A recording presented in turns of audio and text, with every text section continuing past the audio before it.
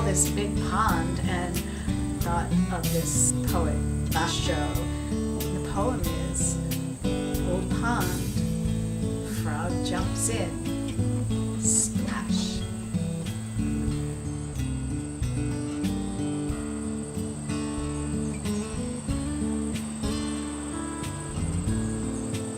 The overall vision is agriculture, art, and community.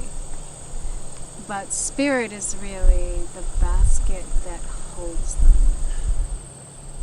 And people come here, they find what nourishes them. Catching the scent in my fingers and following it blind like a thread.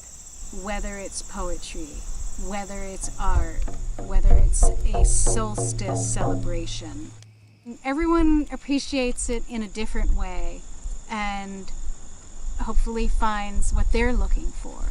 Yeah, and people that want to be a part of it, like we always find a way to create an opening, and it becomes part of their healing movement. And it's a good time in our world to be doing that, through art, through getting what the land is about, through being together in groups, tending the land, tending what you put in the ground and what comes out of it, and being with all of that beautiful, energy. That is what we are too, we're made of all the same stuff.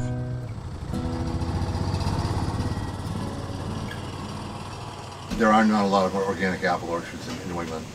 Where pick your own, and they're ripe, and the pickers come in and they pick.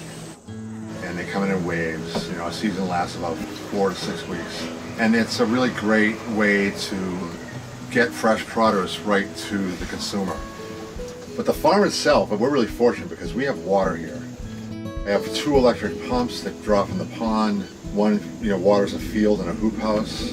Another one waters our main garden and all the fruit trees by the house. And then I have 2 more gas-powered pumps. One actually irrigates the whole orchard. So we have roughly 400 trees, give or take, that are all irrigated. And then we have a raspberry patch that is run by a gas-powered pump. Our backyard just so happens to be about, 700 acres of conservation land. There's 3 hives here at Frog Pond. This hive has 2 colonies in it, and they're not as big as I'd like. So in order to get them good supplies for the winter, we feed them a little syrup in the fall, get them going, and they live through the winter. They keep the hive at 93 degrees all winter long. Having an area where there's no pesticides, like Frog Pond, this is all organic. You have the apple trees and you have all the rest of the garden. So this is the best food source you could ever find.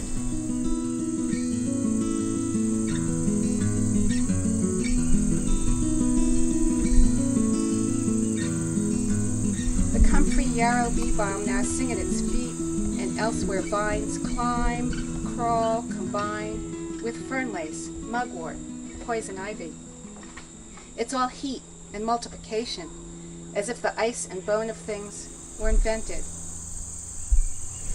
The hut is a really cool place, and it's quiet, and you have to walk out to the back of the orchard to get there, and into the pine woods a little ways, and then you're there.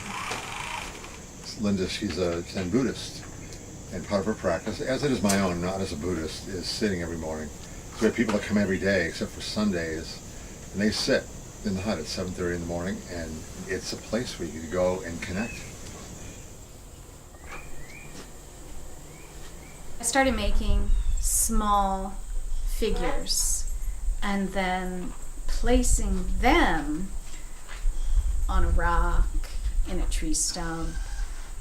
It draws you in, and there's this intimacy, and you become that person sitting there quietly, engaged, looking, appreciating. Hearing the bugling of North Platte sandhill cranes. But it grew quieter decade after decade as I became more familiar with the wonders of the world. Then it shook my chest again, strong as ever, hearing this bell at Old Frog Pond Farm. Suddenly I feel tree prayers from deep within the roots of me. Suddenly I surprise myself with my own newfound voice, belting out loud hymns of rejoice amidst this choir of apple trees.